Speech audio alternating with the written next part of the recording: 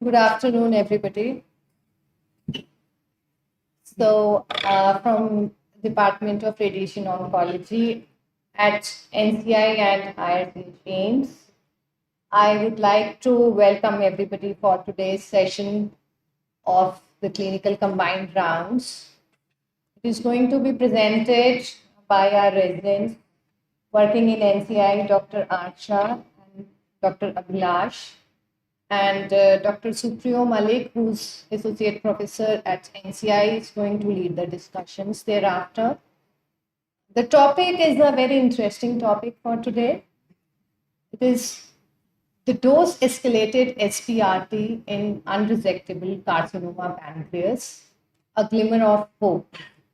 Dr. Supriyo has been doing SBRT for unresectable pancreas at NCI for some time now. So he would share his experience. And over to Archa first, Dr. Archa. She's going to initiate the talk for today. Thank you. Thank you, ma'am. Respected faculty members and my dear colleagues, myself, Dr. Archa, Junior Resident. Today, I'll be presenting dose escalated SBRT in unresectable carcinoma pancreas, a glimmer of hope. To begin with, as per Globocan 2022 data, CA pancreas, it ranks 12th most common cancer worldwide, with total number of cases 510,992, and with respect to mortality rate, it ranks 6th in position, with total number of deaths 4,67,409. More than 90% of adenocarcinomas of pancreas are duct cell adenocarcinomas, and 2/3, that is majority, will be including head of pancreas, and 1/3 will be rest, that is body and tail of pancreas. The median age at diagnosis is 70 years. It is characterized by a poor prognosis with a 5-year overall survival rate of about 6%. And typically at the time of diagnosis, 52% have distant metastasis and 23% have a local spread. And surgery marks the cornerstone treatment, and it may cure pancreatic cancer with a 5-year overall survival rate of 20 to 25%. As you can see in this picture, major blood vessels are seen near pancreas, and treatment of pancreatic cancer with surgery is based on cancer growth to nearby blood vessels. So surgery is more often done when the cancer has no contact with blood vessels. And as per the NCCN 2023 guidelines, pancreas cancer can be classified into resectable, borderline resectable, and locally advanced. So a surgeon can remove the cancer when there is no contact with nearby major veins and arteries, or the cancer has limited contact with superior mesenteric vein or portal vein that doesn't alter the vessel shape. And it is said to be borderline resectable when the cancer in head of pancreas has grown to only common hepatic artery, and it wraps less than halfway around the superior mesenteric artery, or has grown to a small artery that branches off a larger artery in an unusual spot. And in case of cancer of body or tail of pancreas, it wraps less than halfway around the celiac artery, and the cancer has grown to superior mesenteric vein or portal vein, and if vein can be repaired after surgery, it comes under borderline resectable.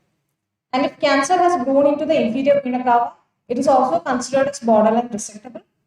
With respect to locally advanced or unresectable carcinoma, if the cancer wraps more than halfway around the superior mesenteric artery or celiac artery, cancer in the body or tail of pancreas has grown to the celiac artery or aorta, and if it is involving superior mesenteric vein or portal vein and it cannot be repaired, it comes under locally advanced cancer. So regarding therapeutic options, with respect to unresectable carcinoma, we usually integrate chemotherapy or chemoradiotherapy, but still with chemotherapy and chemoradiotherapy, the overall survival will be like 5 to 15 months, and it's also associated with grade 3-4 acute toxicity. So another treatment option that we can give patient is SBRT or stereotactic body radiation therapy, which is a radiation delivery modality where we deliver high dose radiation per fraction. So this is a precise delivery of radiation where high dose per fraction, that is more than 10 gray, and here the number of fractions will be limited, less than or equal to 5, and patients are treated with a tumor ablative intent under strict image guidance with a high dose heterogeneity of 110 to 140% within PT. The next session will be covered by Dr. Abhilash. Thank you, Archana. Now, I'd like to take you all through what we have been doing at AIIMS and AIIMS and NCI for the past 2.5 years. We started this SBRT in pancreas way back in 2022. We started this journey because we analyzed our data.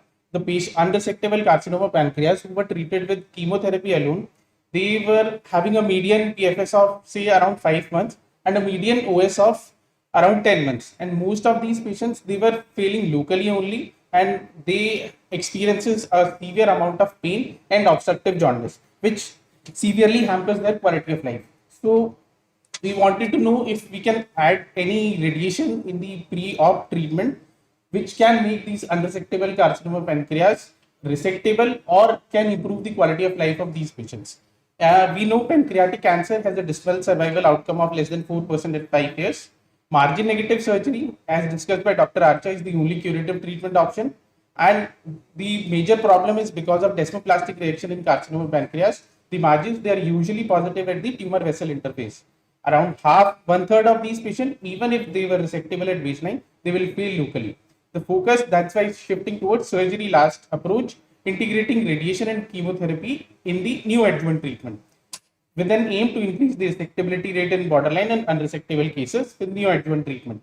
Traditionally, pancreatic cancer has been considered radio-resistant, but with SBRT, we are delivering more than 5 gray per fraction with precise radiation delivery in order to deliver a higher BED in lesser number of fractions.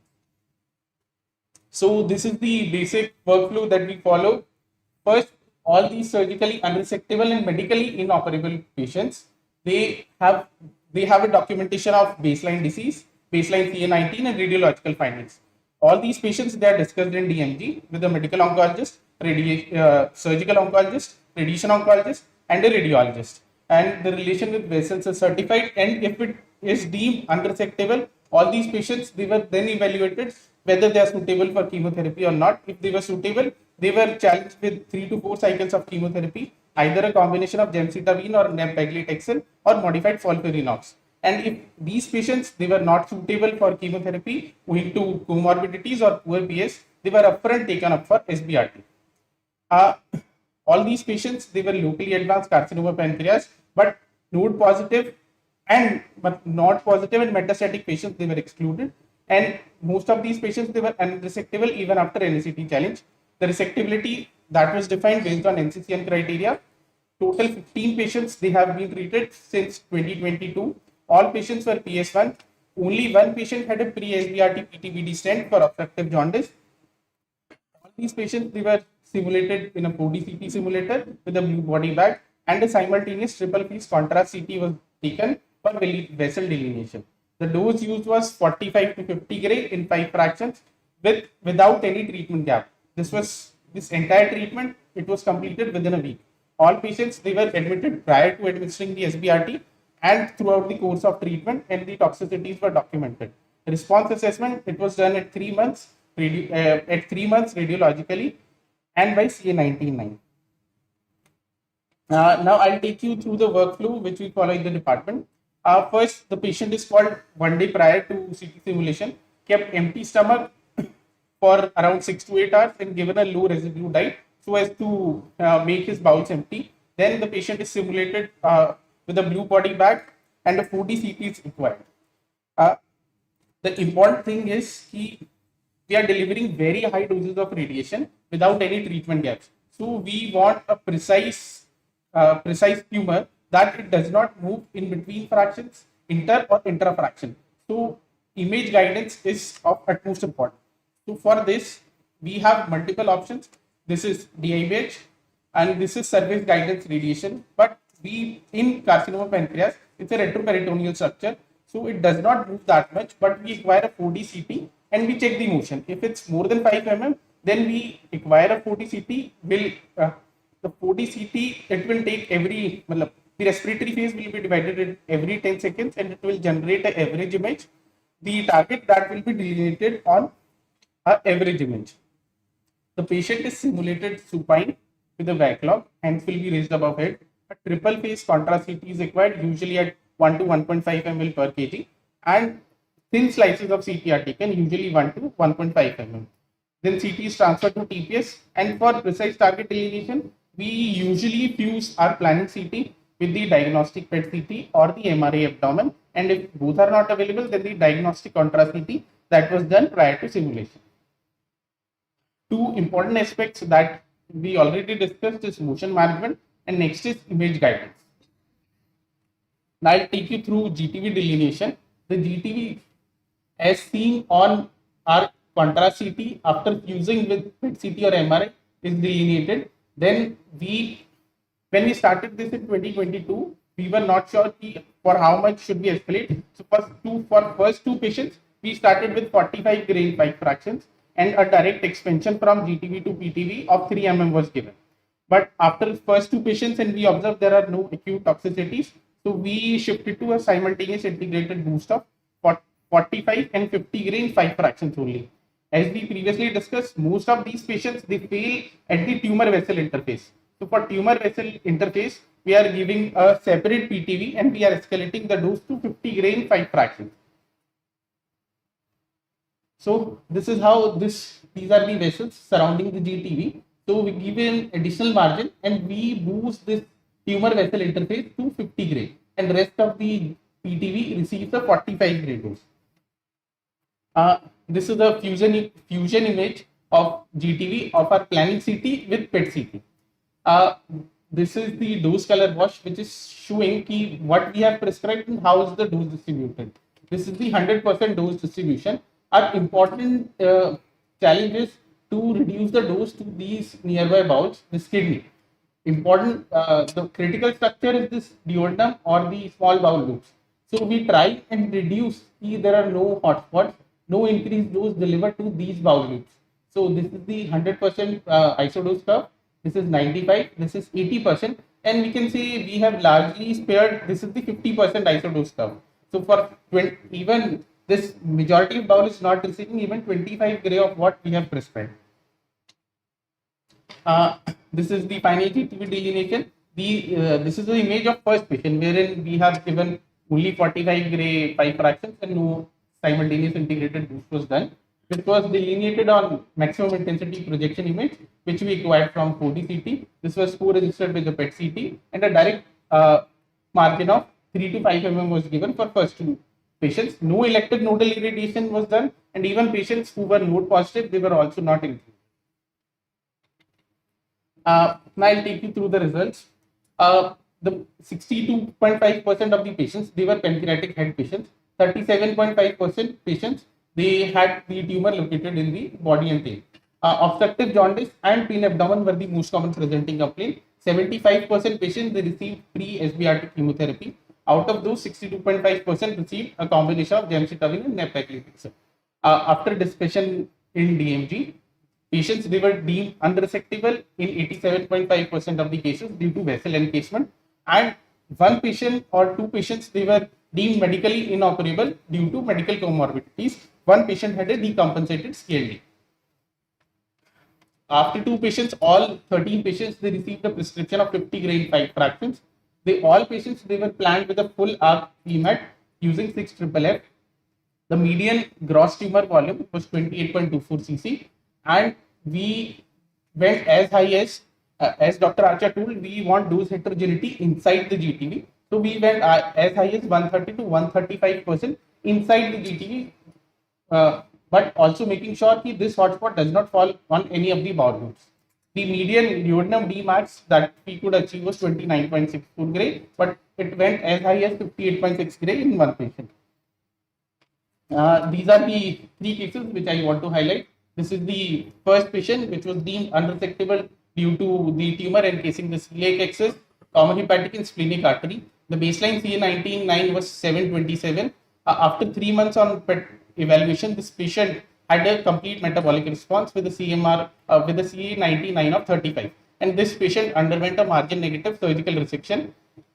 This is a medically inoperable patient with a baseline CA99 of 3603. Patient after 3 months had a stable disease, and this patient showed a response in CA99, but radiologically patient had progression.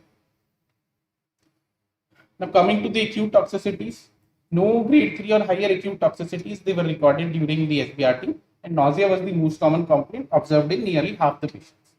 This is the response in CA19-9. Most of the patients they show a decreased trend in CA19-9 except for 2 patients which show an increase, and 2 patients had no change in CA19-9. Now coming to the oncological outcomes of this treatment, median follow-up is 9.08 months with a range of 0.5 to 14.9 months. One patient out of 15 underwent a margin negative surgery 3 months post SBRT. Median progression-free survival is 12.3 months. Median PFS post SBRT is 3.45 months. Out of 15, 9 patients progressed, 6 progressed in field, and 3 had distant metastasis. At last follow-up, 6 patients had died, 5 due to progressive disease, and 1 due to grade 4 chemo-induced nausea vomit. Now coming to what literature tells us about unresectable carcinoma of pancreas, standard of care is induction chemotherapy with modified FOLFIRINOX or gem-nab-paclitaxel, followed by evaluation if these patients become resectable or not. People have tried addition of radiation with induction chemotherapy at conventional fractionation like 1.8 or 2 gray per fraction. 2 major phase 3 RCTs were conducted, CONCO 07 and LAB 07, but they did not show any improvement in overall survival or resection rates. This is one of the recent meta-analysis in of SBRT in unresectable pancreatic cancer. The problem with this is they have included, we have data from phase 1 and phase 2 studies only. Doses variable from 25 to 50 grain, 3 to 6 fractions, but the median OS reported is 12 months, which is higher than with induction chemotherapy alone. Local control rates, they were in the range of 78 to 90%. Resectability rates in unresectable carcinoma of pancreas with the addition of SBRT, they were as high as 18%, and grade 3-4 toxicities, they range from 0 to 34%. This is now coming to borderline resectable pancreas. As we know, even patients who were deemed resectable at baseline, out of those, 1/3 they were failing at local site. So these borderline resectable pancreas, nearly 15% of all carcinoma pancreas patients, they are borderline resectable at diagnosis, and 35 to 60% of those who underwent surgery, they have a positive margin. And with positive margin, the 5-year OS, it drops from 25 to 10%. So, and these patients who had positive margin, out of those, up to 85% patients can have local recurrence following a margin positive resection.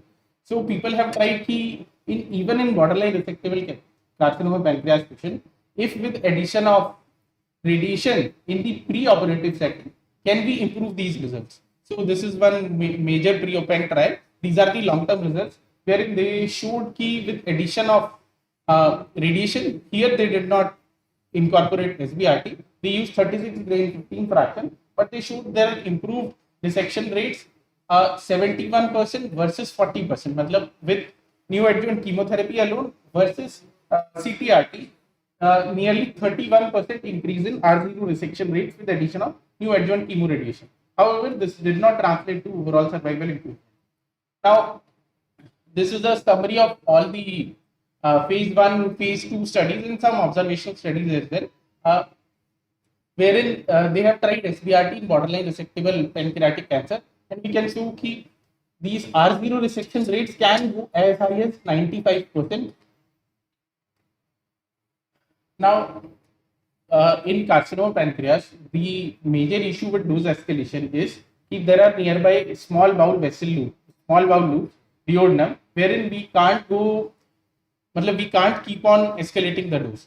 So for that, we have this MR guided, stereotactic MR guided adaptive radiotherapy, often called as SMART, wherein we use an MR-Linac. The main aim of incorporating MRI is not uh, the main aim of incorporating MRI is we can easily identify the bowel loops. We can reduce our planning target volume margins. So we have an option, we have a luxury to escalate the dose beyond 50 gray. So might result in improve. Our main aim is to decrease toxicity with incorporating MRI. And we can see ki late these grade 3 toxicities, late toxicities, even acute and late, we discussed previously in unresectable, they were as high as 34%. But with incorporation of MRI, they are 2 to 7% only. Other options are we try and incorporate SBRT as an adjuvant treatment in patients who underwent a surgical resection. SBRT can be used as a salvage option after local recurrence, and SBRT can be used pain relief as a palliation option. One interesting is giving celiac plexus block with incorporation of SBRT. Then SBRT can be combined with targeted therapeutic agents and in combination with immunotherapy. So these are some phase 1 trials wherein SBRT is combined with targeted agents and immunotherapy. I'd like to call Supriya sir for conclusion.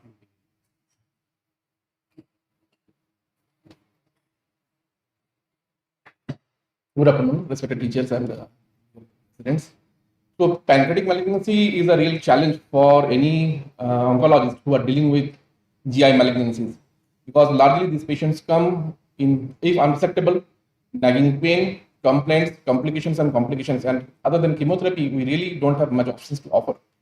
In the recent time, because of advent of newer technology in radiation delivery in form of SBRT, with I must say that the newer technology like MR-Linac, they enables us delivering tumoricidal dose to the pancreas, which can really make meaningful change.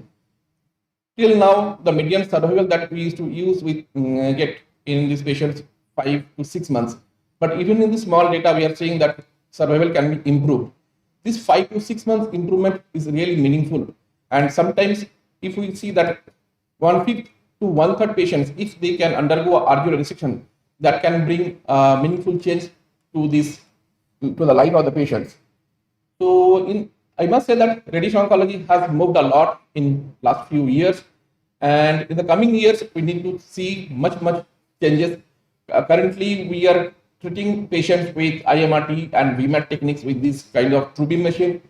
We expect our new head, ma'am, will be bringing some modern techniques like MR-Linac and maybe proton in the future, which may give us new arms to treat this disease and get some breakthrough in cooperation with immunotherapy or other chemotherapeutics or targeted drugs. So with this, I would like to thank all the faculty members, my head, my faculty, senior faculty members, all the residents for attending, and to the institute for the wonderful opportunity to stand and present in front of this gathering. Thank you.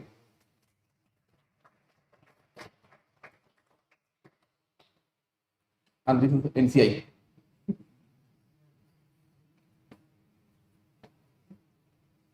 So if you any question, I am here. Ma'am. The patient which the dose was something. What that patient is. Actually, did not have any acute toxicity. When it was given. When it was taken. From 2022. Ma'am, basically, we follow an SOP. We give all these patients low residue diet at the same time. We start them with sucralfate solutions rigorously. So it was a dose at the periphery, and you know the bowel is continuously moving. Yes, ma'am. Yes. So Dmax, it could not really make the change. Perfect. Vishla dose SBRT. Yes, ma'am. We used to be very worried about all these things, but slowly as we are gaining the experience, and I don't know, most of our patients are tolerated really well. Yes, ma'am. Normally, we keep them regular follow-up very rigorously and regularly.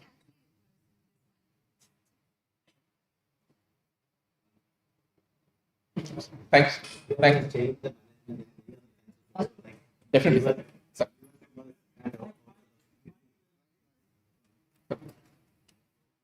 With SBRT, a lot of other areas like liver tumors, and even the kidney tumors. In the recent data that is published 2 years back, 1 year back, there's 100% local control in kidney tumors, medically inoperable kidney tumors with SBRT. Main thing is that it's very accurate and the high dose per fraction that we are doing in this technique. We are doing SBRT routinely in AIIMS and IRCH and NCI for liver tumors, kidney tumors. Yes. Most of the sites we are doing Almost all SBRT. sites we are doing. Very accurate for delivery. Sir. Thanks, sir. Yes, sir.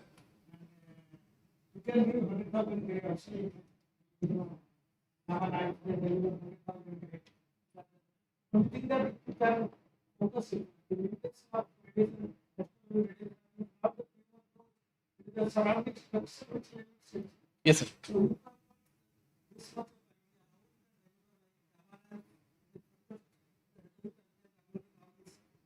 Sir, you are very right, sir. The concept of SBRT actually emerged from the concept of gamma knife. So gamma knife is the intracranial part. So this extracranial counterpart is SBRT. And what the change has made to gray, it really cannot overcome the radio resistance. So whenever we are going to 9, not only 9, sir, even lung cancer, we are going up to 20 gray bar fractions. So we actually overcome the radio resistance because of many other factors. So even you know, sir, in non-small cell lung cancer now it is going to be a parallel kind of standard of care for medically inoperable early lung cancer. So in prostate also it is doing great job. RCC, which was traditionally radio resistant, we are getting good results, and we hope that in pancreas also we can get some breakthrough in future.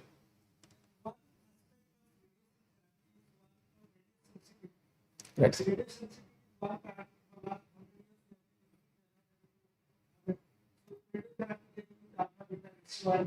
Right, sir.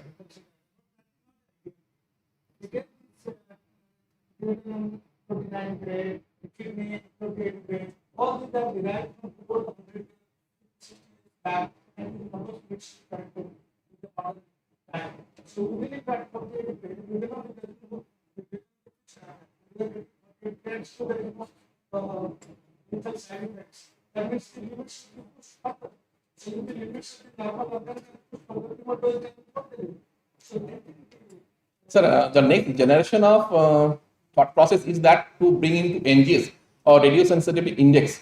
So there are gene panels that can tell you that how sensitive or resistant is the tumor. So this type of research can be done in a radiation oncology lab.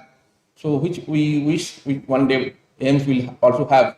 So, sir, I don't know, sir, but if we have.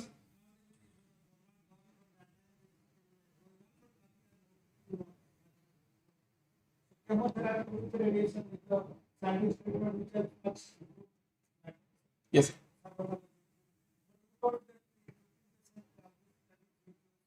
Yes. Sir, we took only unresectable patients. In those also one patient got resected and survival was improved, sir. In conventional chemotherapy, the survival you get something like 5 to 6 months. So our OS is going up to 12 months. And post SBRT PFS is 4 months.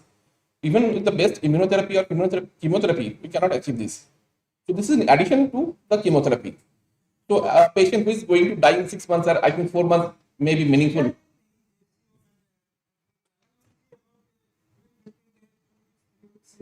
Right. Thank you. Thank you.